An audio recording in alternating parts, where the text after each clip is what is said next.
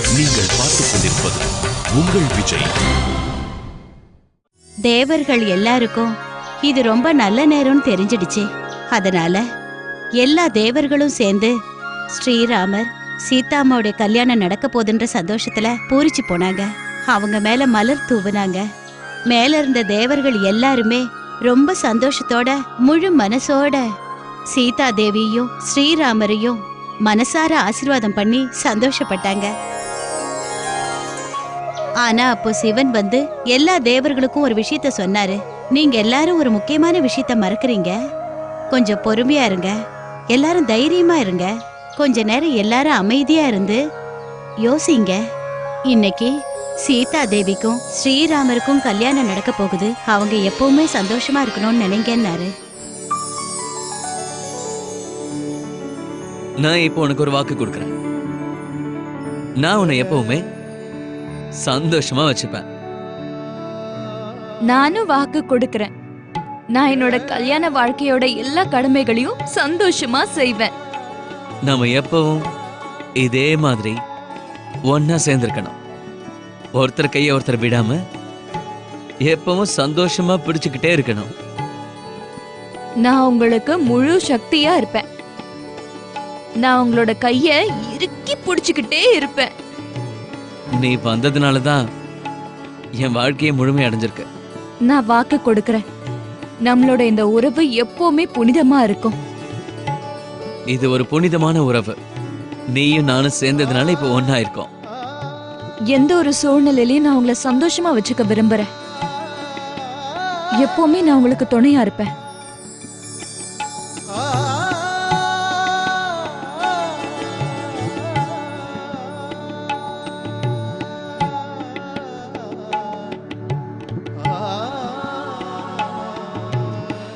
அர்ச்சனா, நீ என்னோட பொண்டாட்டி.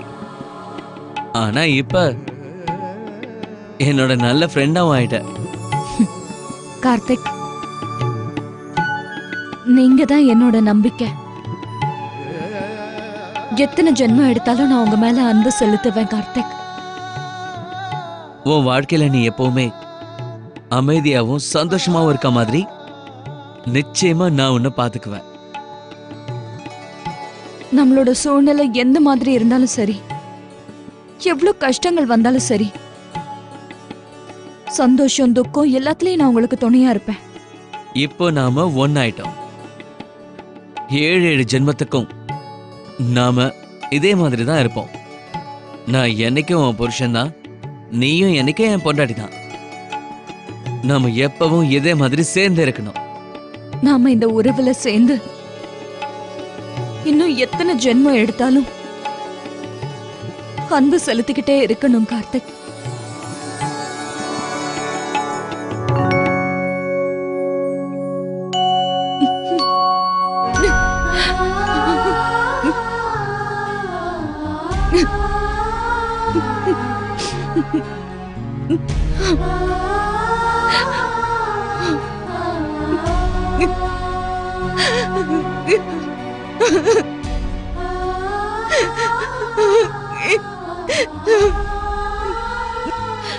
எனக்கு கொடுத்த இந்த 7 வாக்குகளையும் நீங்க ஏன் நிறைவேற்றல கார்த்திக்?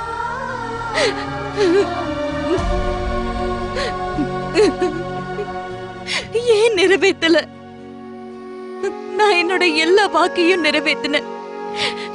எந்த சுக துக்கத்திலையும் நான் உங்களுக்கு துணையா இருந்தேன். ஆனா 7 ஜென்மமும் ஒன்னா இருப்பேன்னு எனக்கு வாக்கு கொடுத்துட்டு என்னை இப்படி தனியா விட்டுட்டீங்களே. நாம ஏன் பிரிஞ்சோம் கார்த்திக்? எல்லாரும் நான் தானே தப்பானவன் நினைப்பாங்க. எல்லாரும் நான் தான் ஏதோ தப்பு பண்ணிட்டேன்னு சொல்லுவாங்க.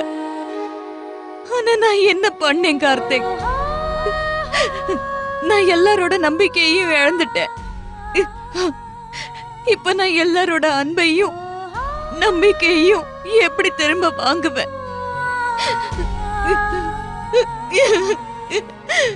உங்களாலதான் எல்லாமே முடிஞ்சு போச்சு. எல்லாமே முடிஞ்சு போச்சு.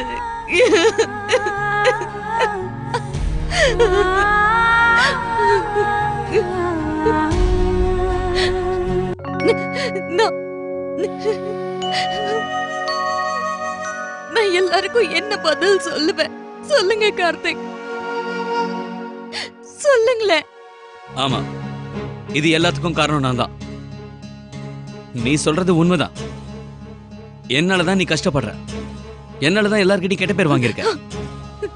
இதுல உன் தப்பு எதுவுமே இல்ல, எல்லா தப்புமே என்னோடதுதான். ஒத்துக்கிறேன், சரியா?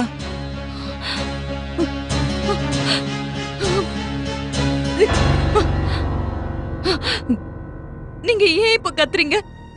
இப்படிதான் யாராவது பேசுவாங்களா? நான் உங்களோட பொண்டாட்டி. ஆமா, நான் ஒத்துக்கிறேன். எனக்கு சரியா பேச வராது, நான் ஒத்துக்கிறேன். உன்கிட்ட மட்டும் இல்ல, என்னால யார்கிட்டயுமே சரியா பேச தெரியாது. ஓகே? உங்களுக்கு எதுவும் புரியல? ஆமா, எனக்கு புரியல. எது சரி எது தப்பு எதுவுமே எனக்கு தெரியாது. நான் ஒரு முட்டாள். எல்லாமே உனக்கு மட்டும்தான் புரியும். உனக்கு ஒண்ணு சொல்லட்டா? நம்மளோட இந்த சண்டையால எல்லாருமே என்னதான் தப்பா நினைக்கிறாங்க. நடந்த எல்லாத்துக்குமே நான் தான் காரணம் நினைக்கிறாங்க. இப்ப நீ வருத்தப்படுறல்ல, ஆனா உனக்காக மட்டும்தான் நீ வருத்தப்படுற. என் மனசுல என்ன இருக்கு, என் நிலைமை என்ன, எதுவுமே நீ தெரிஞ்சுக்க மாட்ட. கார்த்திக், போதும் அர்ச்சனா. இதுக்கு மேல நான் இதை பத்தி பேச விரும்பல. நீயும் தயவு செஞ்சு பேசாத. வா என் கூட. என்ன பண்றீங்க நீங்க? என் கைய விடுங்க. வா. என்ன எங்க கூட்டிட்டு போறீங்க? கார்த்திக், விடுங்க. ஏன் இந்த மாதிரிலாம் நடந்துக்கிறீங்க? விடுங்க கார்த்திக், விடுங்க என் கைய. நீங்க ஏன் இப்படி நடந்துக்கிறீங்க? வான்னு சொல்றேன்ல. கார்த்திக், நீங்க என்ன தப்பா புரிஞ்சுக்கிட்டு இருக்கீங்க. நான் உங்களை குத்த சொல்லல. ப்ளீஸ் கார்த்திக், விடுங்க. நான் சொன்னது உங்களுக்கு தப்பா தெரிஞ்சதுன்னா ஐ அம் சாரி. நான் என் மனசுல இருக்கிறத தான் உங்ககிட்ட சொன்னேன்.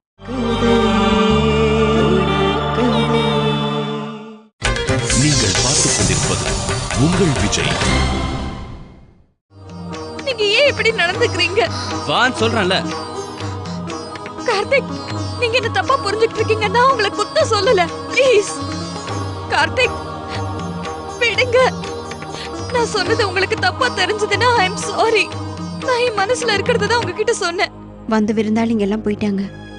இந்த வீட்ல என்ன நடக்குதுன்னு வந்தவங்க யாருக்கும் தெரியல. ஐயா, நீங்க வேணா கொஞ்ச நேரம் ரெஸ்ட் எடுத்துக்கங்க. மாப்பிளையும் அர்ச்சனாவும் பேசி முடிக்கிற வரைக்கும் நீங்க எங்க தான் இருக்கணும் இல்லையா?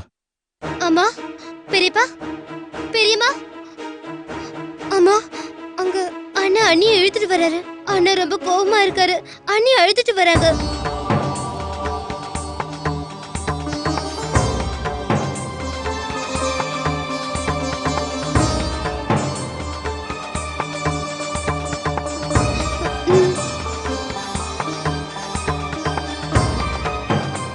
கார்த்திக், கார்த்திக், விடுங்க. ஐயோ, என்ன பண்றீங்க நீங்க? நீங்க என்ன தப்பா புரிஞ்சுக்கிட்டீங்க.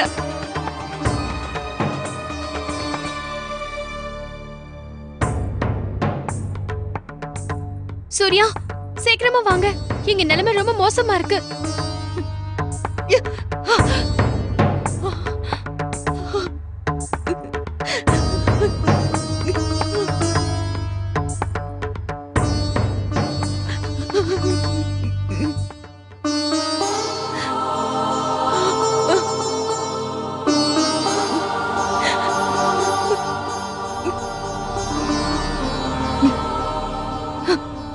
கார்த்திக், என்னப்பா இதெல்லாம்? கட்டின பொண்டாட்டி கிட்ட இப்படி நடந்துக்கிறிய? நீ பண்றது சரிதானா?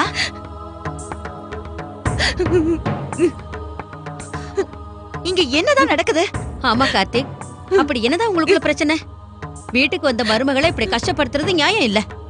இதுதான் நம்ம வீட்டு பழக்கமா? நீ இந்த மாதிரி நடந்துக்கலாமா கார்த்திக்?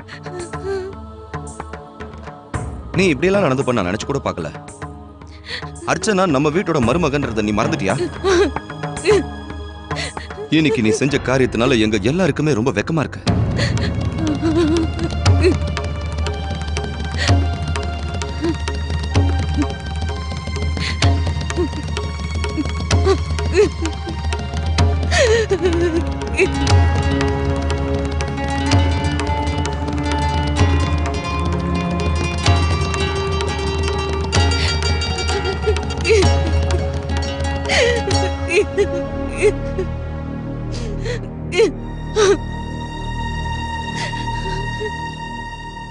கார்த்திக், நீங்க சூர்யா,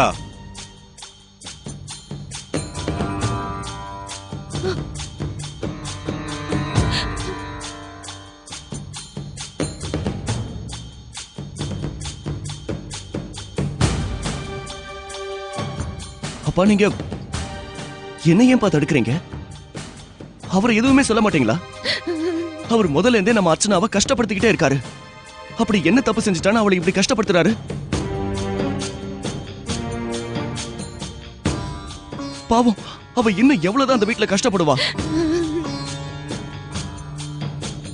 அர்ச்சனாவுக்கு ஏப்பா இப்படி? சூர்யா, அம்மா, நீங்க அவர் எதுவும் கேள்வி கேட்க மாட்டீங்களா? நடந்ததெல்லாம் உங்களுக்கு தெரியும்ல. அர்ச்சனா எவ்வளவு கஷ்டப்படுறா. நாம எல்லாரும் வேதனைப்படக்கூடாதுன்னு தான் இவ எல்லா குடும்பங்களையும் தாங்கிக்கிட்டு இருக்கா.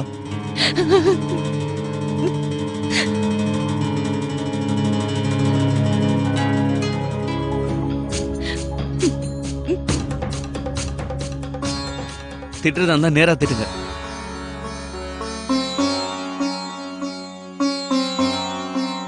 தெரியும் நீங்க எல்லாரும் இப்ப என் மேல கோவமா இருக்கீங்கல்ல? ஐயோ, அப்படிலாம் எதுவும் இல்ல மாப்பிள்ள. இல்ல,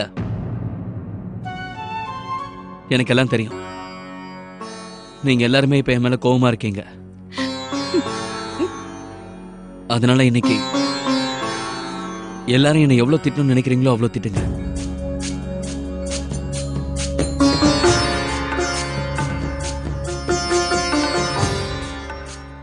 ஆனா அதுக்கு முன்னாடி தயவு செஞ்சு நான் சொல்றத போதும் கார்த்திக்,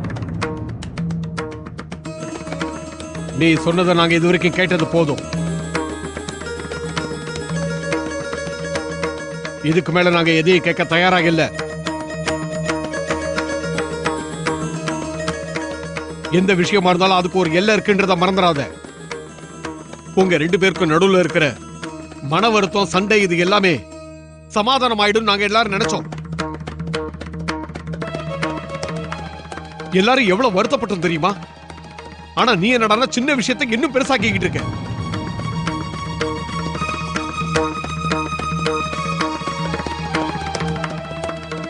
இங்க பார் கார்த்திக், பழைய விஷயத்தெல்லாம் இன்னையோட மறந்துரு. எந்த ஒரு விஷயத்தையும் நான் முடிக்கிறதாவும் இல்ல, நடந்த எதையும் நான் மறக்கிறதாவும் இல்ல.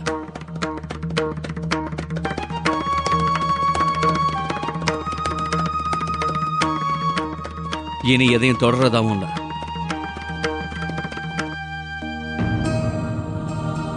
ஏன்னா இன்னமும் என் மனசுக்குள்ள ஒரு விஷயம் அப்படியே தான் இருக்கு.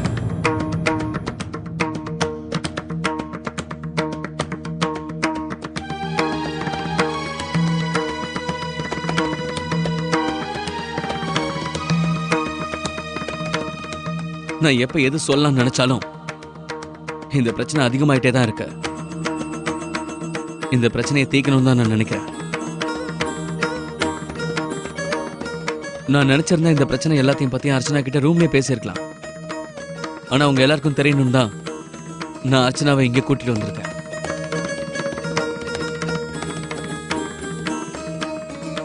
பெரியப்பா, ஒவ்வொருத்தருக்கும் சரி எது தப்பு எதுன்னு ஒவ்வொரு விதமான யோசனை இருக்கும்னு நான் நினைக்கிறேன். ஆனா அவசரப்பட்டு எந்த ஒரு விஷயத்துக்கும் முடிவெடுக்க முடியாது.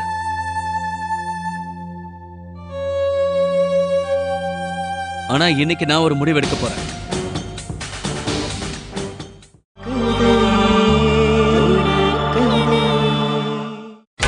நீங்கள் பார்த்துக் கொண்டிருப்பது உங்கள் விஜய். எல்லா விஷயமும் இன்னையோட முடியணும். ஆனா இப்ப நான் எனக்குள்ள சில கேள்விகள் கேட்டுக்கிறேன்.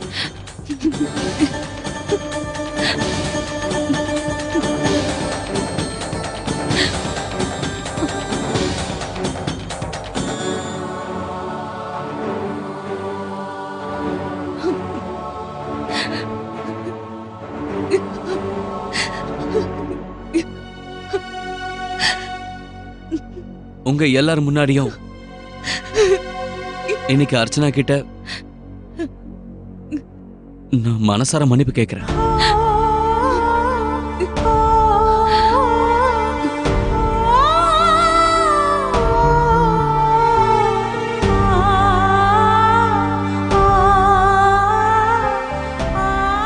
தயவு செஞ்சு என்ன மன்னிச்சிரு அர்ச்சனா.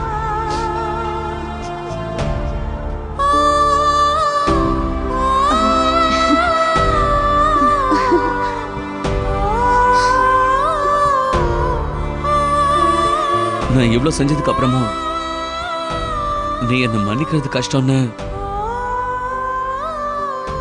எனக்கு நல்லா தெரியும் அர்ச்சனா.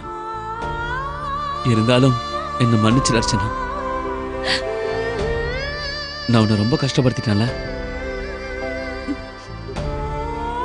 நான் செஞ்ச தப்பால நீ ரொம்ப வருத்தப்பட்டிருப்பேன்னு எனக்கு தெரியும். உன்னை இனிமே கண்டிப்பா நான் வேதனைப்படுத்த மாட்டேன்.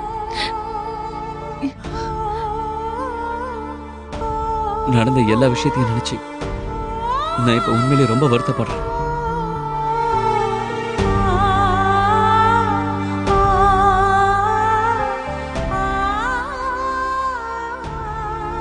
தயவு செஞ்சு என்ன மன்னிச்சிடு அர்ச்சனா.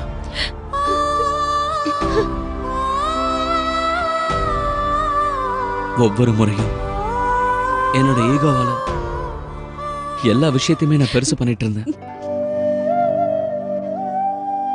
நான் எப்பவுமே செஞ்ச தப்ப ஒத்துக்கிட்டதே இல்லை.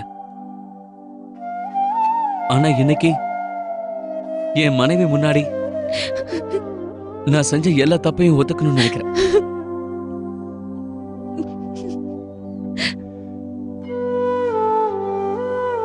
ஆமா அர்ச்சனா, நான் செஞ்ச எல்லா தப்புக்காகவும் இன்னைக்கு ரொம்ப வருத்தப்படுறேன். என் ஈகோக்கு மட்டுமே முக்கியத்துவம் கொடுத்ததுக்கு நான் ரொம்ப வருத்தப்படுறேன். பாசம் அன்பு எதுக்குமே நான் முக்கியத்துவம் கொடுக்கல. நான் செஞ்ச தப்புக்காக என்ன தயவு செஞ்சு மன்னிச்சிட்டேன். அப்பதான் நாம 2 பேரும் இனிமே ஒன்னா சந்தோஷமா இருக்க முடியும்.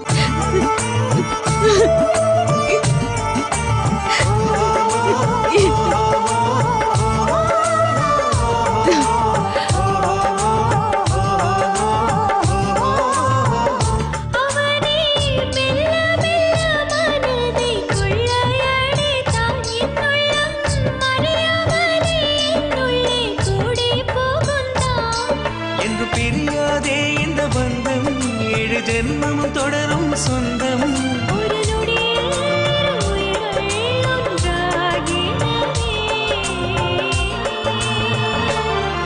இந்த உறவுகள் என்றும் விடுக்கதே. இந்த